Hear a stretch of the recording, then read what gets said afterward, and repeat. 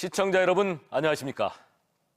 충남 지역 국민의힘 의원들도 윤석열 대통령의 탄핵 표결에 불참한 데 따른 상당한 후폭풍에 직면했습니다.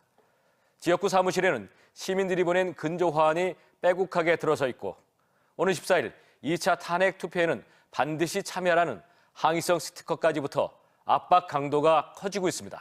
이런 강경한 비난 여론 속에 여권 내부에서도 탄핵을 통한 직무정지가 필요하다는 의견이 나오는 등 기류 변화가 감지되고 있습니다.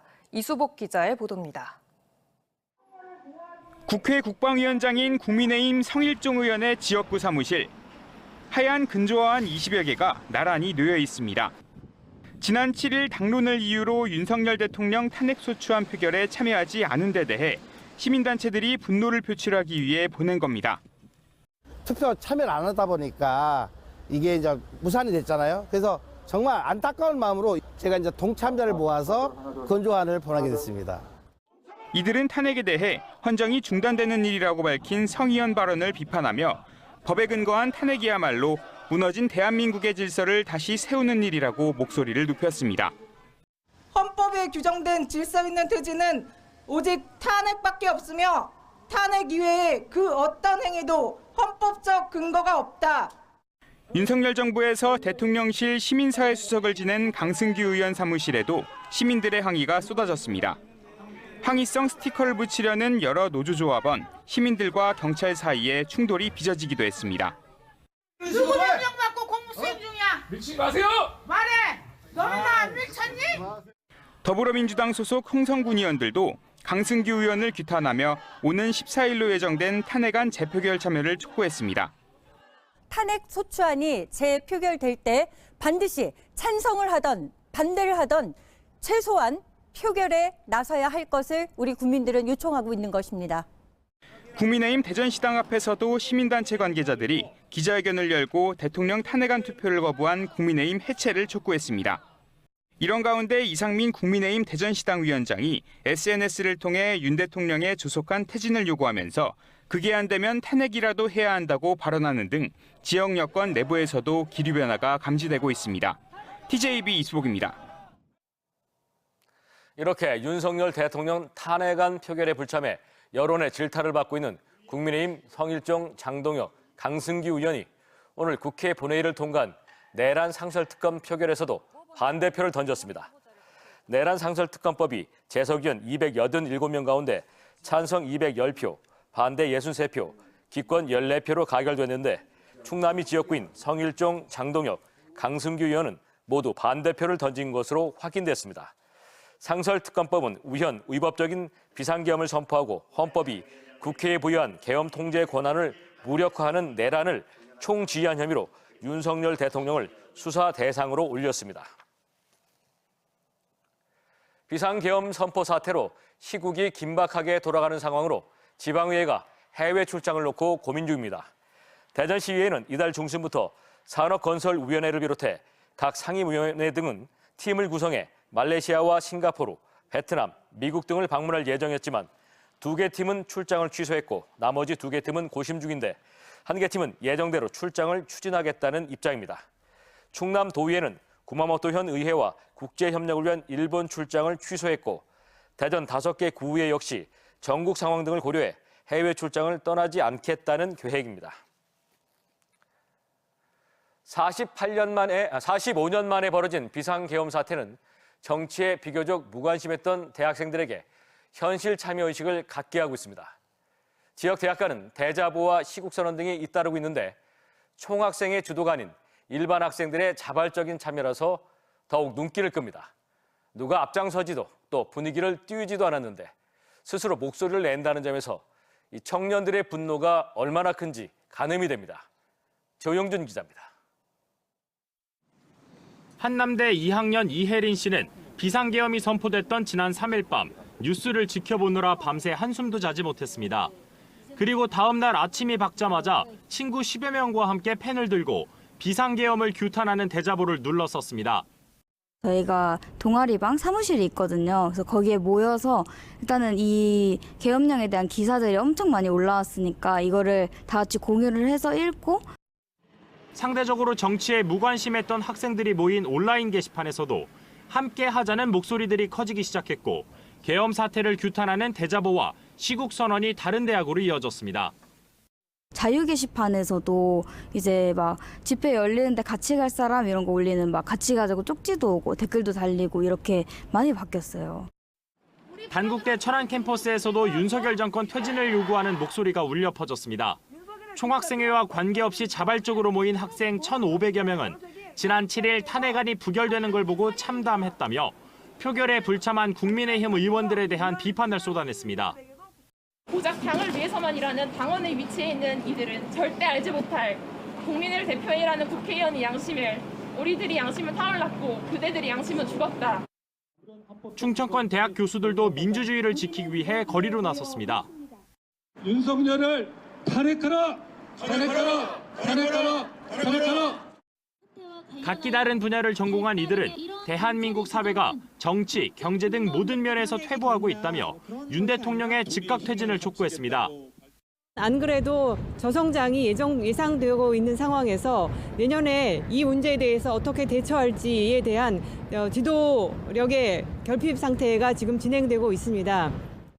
대학가를 중심으로 시국선언 물결이 확산되는 가운데 지역에서 열리고 있는 정권 규탄 집회에 참여하는 중고등학생들도 크게 늘어나는 등 청소년들도 힘을 보태고 있습니다. TJB 조형준입니다. 철도노조 총파업 엿새째인 오늘 오전 10시부터 코레일 노사가 실무교섭을 재개했습니다.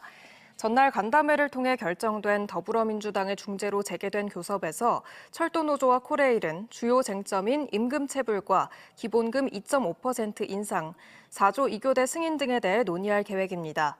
오늘 오전 9시 기준 열차 운행률은 평상시의 75.9% 수준으로 어제보다 조폭 상승했으며 파업 참가율은 28.6%로 집계됐습니다.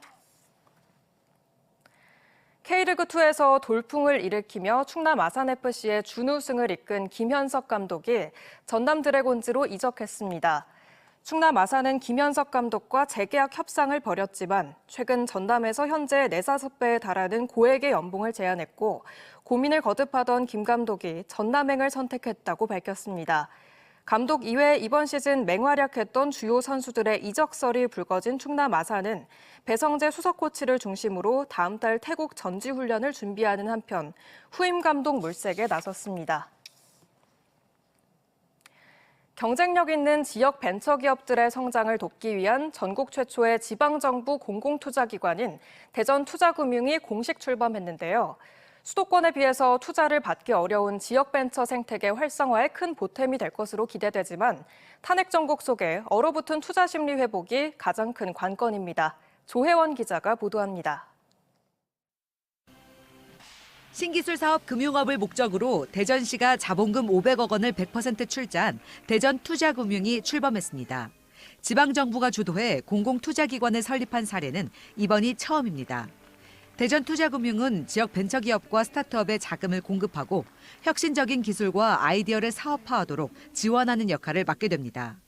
특히 매년 5,300개 이상 창업하는 대덕특구의 첨단 기술 기반 기업들이 안정적으로 성장할 수 있도록 자금을 지원할 계획입니다.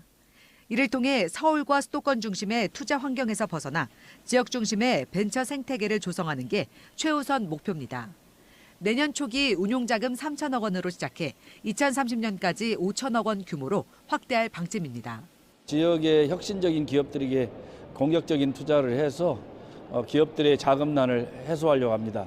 그래서 좋은 기업들이 쭉쭉 성장해서 대전을 대표하는 기업으로 커서 지역의 양질의 일자리도 만들고 대전투자금융의 성공을 위해선 공공성과 시장성의 조화가 무엇보다 중요합니다.